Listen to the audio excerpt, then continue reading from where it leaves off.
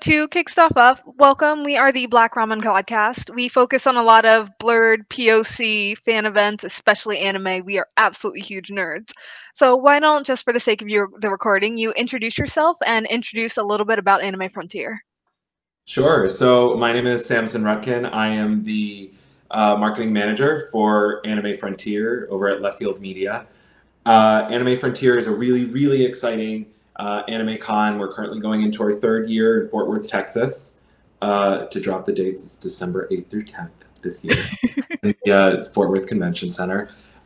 We've got a lot of really, really exciting things for anime fans of all ages, all intensities, and all of that, from panels to main stage programming to cosplay meetups to vendors on the floor, artist alley, gaming, all these really, really exciting things. And we're excited to really be able to bring something fresh, something new, something really invigorating for anime fans down in Texas.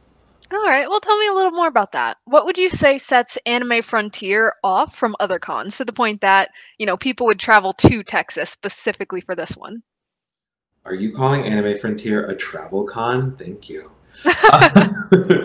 But yeah, no, I would say that what makes Anime Frontier definitely different, or at least what separates it from the pack, is our relationships that we've built up with the anime publishers throughout the years. So for those who don't know, LeftField Media also runs Anime NYC, which is one of the biggest anime cons in the country, over in New York. And yeah, we're a New York podcast, so we're definitely familiar.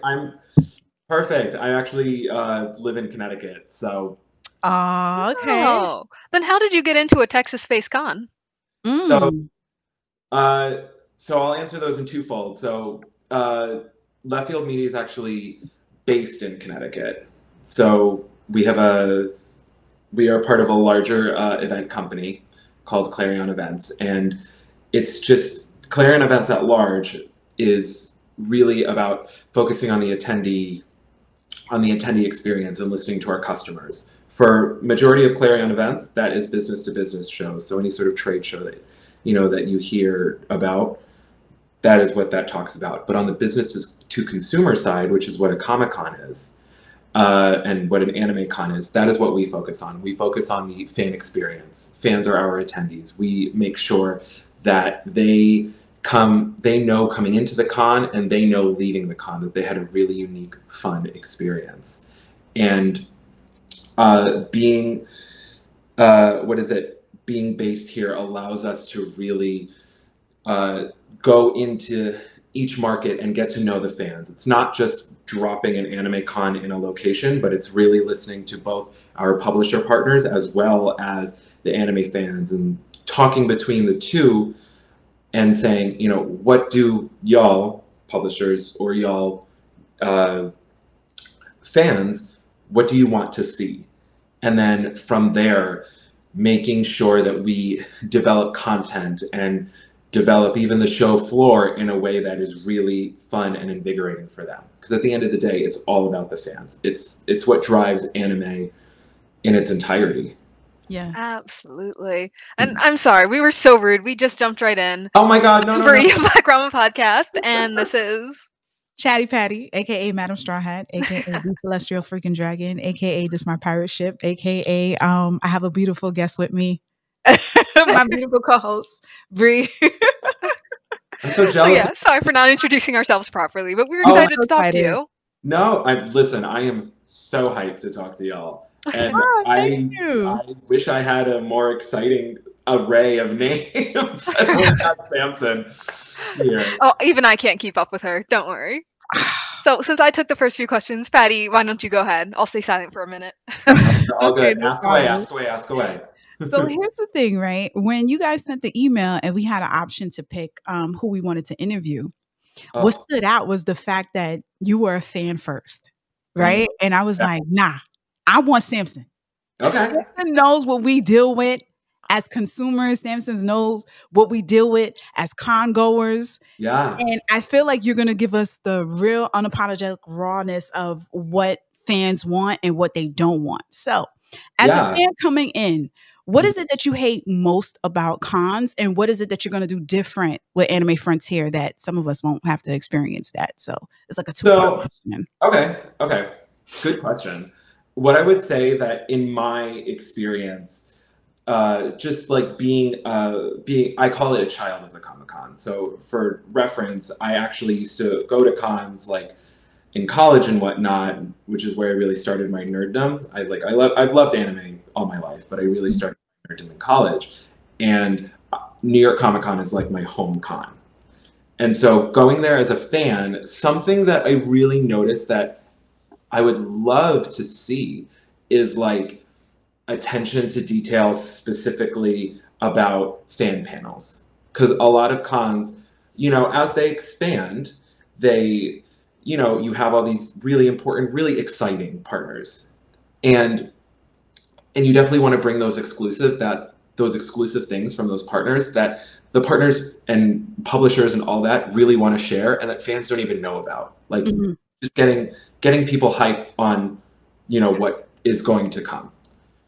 That being said, there is a really delicate balance as organizers that you want to thread with having, you know, this like really, really exciting big publisher content, but also making sure that it is still fan thought of. It is still fan first. And so with Anime Frontier, what we are doing and what it allows us to do currently in our third year is it allows us to really take in as many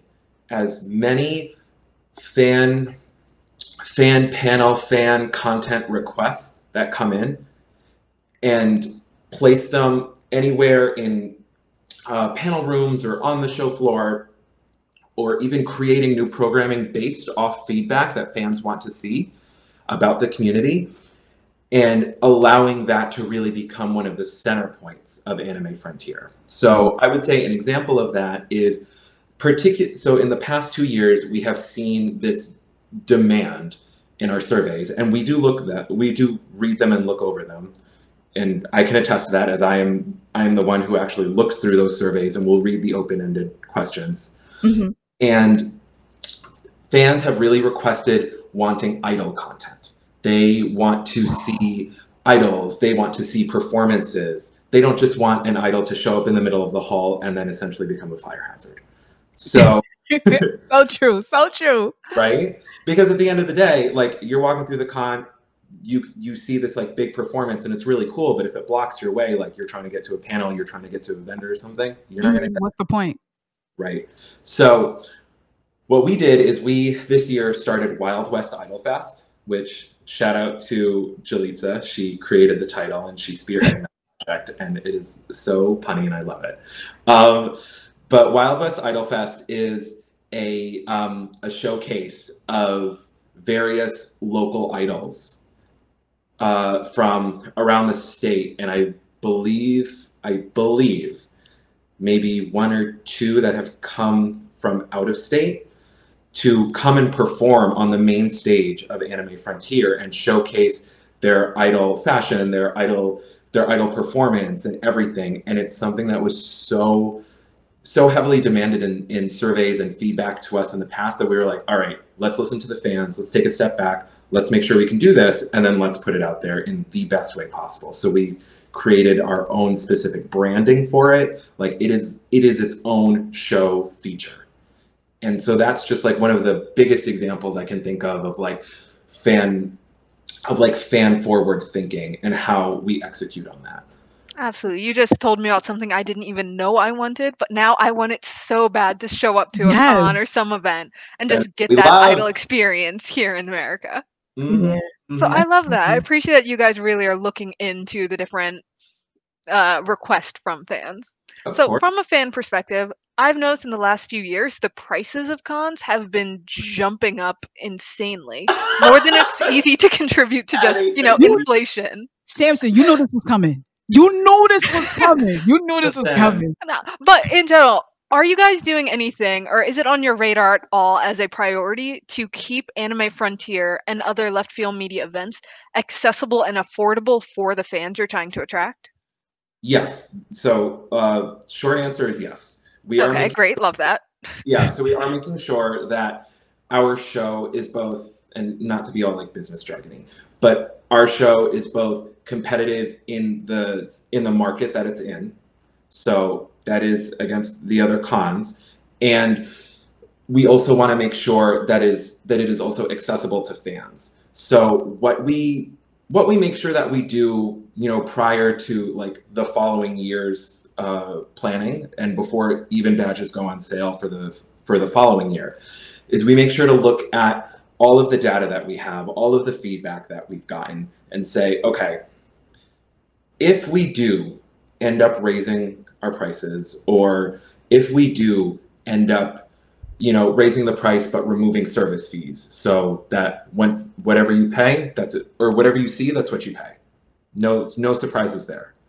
Like, we make sure that we have everything in place with our relationships with those anime publishers to bring really, really cool content to make it worth your money. So sure, a price may go up here and there, but throughout the year, and I promise, because I have been on many a trips and I have been in many a meetings where we fight to make sure that only the coolest content, only the most relevant, only the most premier content comes to a Left Field show, comes to Anime Frontier. And in turn, it will make, spending maybe a little more here or there worth it, because it is something that you will not see or will not get anywhere else. So it's that exclusivity piece that we make sure to toy with back and forth, because we are also aware times are hard. Like, we all got bills to pay. I got bills to pay. Like, we don't want to we're very much not throwing prices up there solely to bring in more money. I know that that's like a perception of just like any business ever. Yeah, capitalism. Right, of course.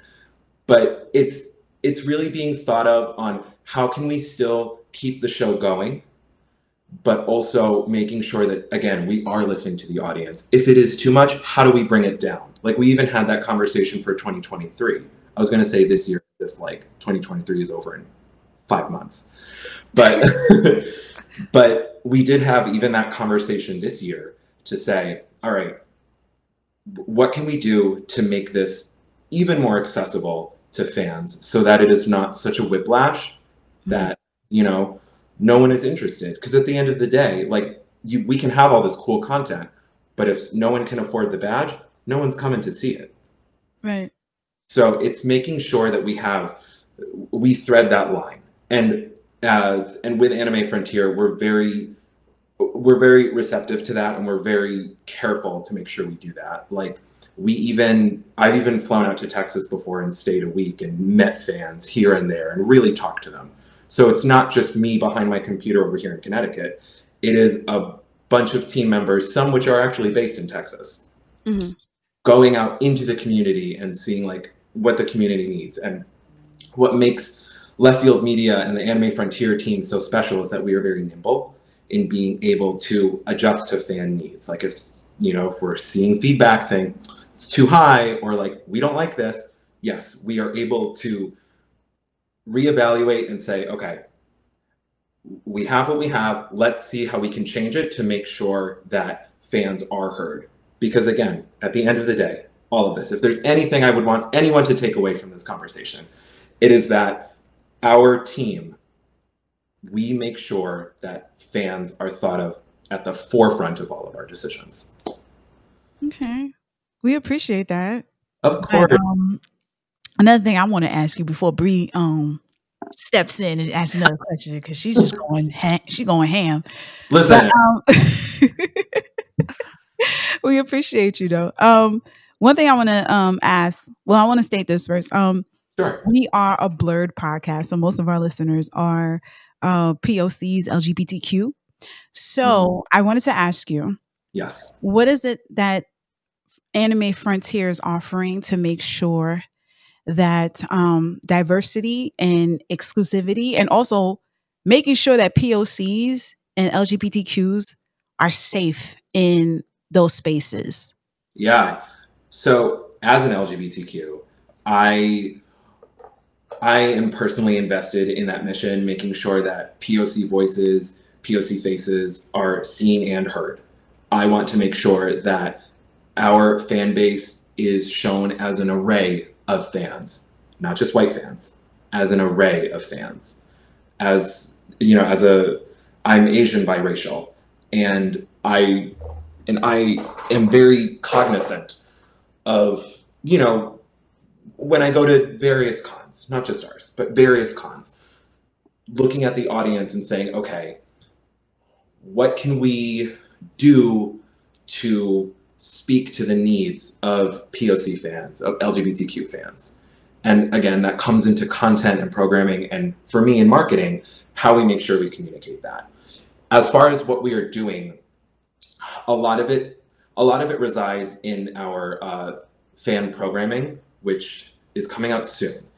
And that is a lot of like cosplay meetups, making sure that our policies are clearly stated, making sure that we have panels that address these, I don't want to say issues because that's the wrong way to phrase it, but like addresses perspectives, thank you, addresses these perspectives that all these different kinds of fans have.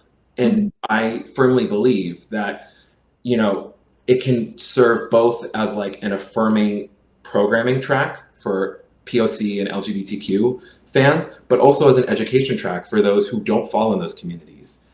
And part of anime and being in the weeds of anime and learning about the fans and con culture is that cons are more than just like congregation spots for fans. They can be education spots for so many people. I have been to many a panel where there is stuff that I didn't know and that I learned, you know, from a POC specific panel, from an LGBTQ panel. Like, you know, as a queer person, I think I know a lot in that community. I mean, I'm connected to the New York nerd community in that sense, but there's stuff that I didn't even know, and I'm always wanting to learn.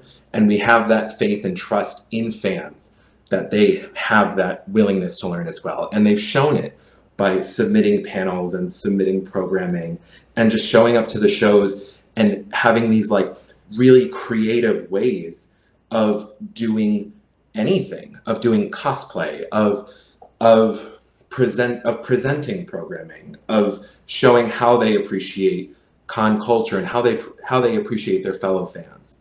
So we make sure to foster and nurture that at Anime Frontier so that all fans from any swath, you know, feel comfortable, because that is our main goal. Oh, thank you. I know we're starting to get towards the end, so this will probably have to be our last question. That's okay. I want to know, we know what it's about now. What is Anime Frontier looking to do moving forward? Do you have any plans for expansion in terms of either the venue or to make it from maybe a 3-day to a 4-day con? How does Anime Frontier want to move forward? Oh, wait, real quick, Samson. Listen, any chance will you invite some mangakas from Japan to come to Anime Frontier? I guarantee you we will be first in line. Yes. Also guests from overseas, that kind of thing, just to make it bigger and bigger. Yeah, so I know that this year we do have like Chiwa Saito coming, voice from what is it, Puella Madoka Magica. Oh, which character? Is it Madoka herself? Yeah, I believe so. Very cool. I believe so, but it's Chiwa Saito who's coming. We also have Aki Bright coming as well. He actually did some really fun exclusive merch for us. And then like last year we've had Flo, and there is Flo. Oh my God. Listen, will you be bringing idols over? We are getting a little close this year, and we still have like a few more guests in the pipeline that I can't really talk about right now. But we can turn this off real quick. Put some on the side. Yeah. But go ahead, I'm sorry. I just got approval for it this morning. So we gotta talk after this. So I'm real excited. Like we also have like HoloLive, so we have VTubers, which is something you and I had about, and it's just like really, really cool. So in terms of like what we want to do So I'll answer sort of both questions in one, but what we want to do in terms of expansion and in terms of expansion of guests for future years is we are really looking to build on the successes that we've had this year. Having Chiwa Saito, having Hololive, having Aki Bright there, having the Gundam base there. Like, really building on that and going to even more publishers and saying, look, we have this expanding fan base, this, I would argue, exploding fan base in Texas. See, I got you. Like, exploding fan base. And they are so hungry for this content, and they show up for this content. You have such an untapped, you being the publishers, have such an untapped market here. And we want to make sure that that these fans are ready, willing, and able to start engaging with guests from Japan, with mangaka from Japan, with, with exclusive premieres from Japan and things like that. Mm-hmm. So we're really conscious about taking the successes that we've had previously at Anime Frontier, as well as at Anime NYC, and bringing them into the fold at Anime Frontier to create this unique experience down south. Because a lot of people originally thought that it's, oh, you're copy and pasting Anime NYC in Texas. And what we quickly learned is that fans don't want that in Texas. They want their own thing. And we are like, you know what? Bet. We will absolutely do that. And we are making sure that the partners that we're talking to, even now, even as we talk into 2024 and 2025 things, that they understand and they can see, because we can talk all we want about it, but people need to see results, and we have them, to see that the craving for fans is so high. The craving from fans is so high that they want this content that, those publishers should bring it here to Texas. And so they are very receptive to it. So it's just a matter of crossing T's, dotting I's and things like that. But let me tell you, coming from Anime Expo, having meetings there, having meetings at ASEN, things like that, there are things in the works. Can I talk about them? Not yet. But we'll keep our ears open for them. Yes, there are things for sure. Okay. All right. And just as a final note, where can people find more information on Anime Frontier if they're curious about buying tickets, prices, or just want to know what's coming next? Yes. Oh my God. First of all, please. And you can find out more about Anime Frontier on our website, animefrontier.com, or you can follow us on socials at Anime Frontier TX.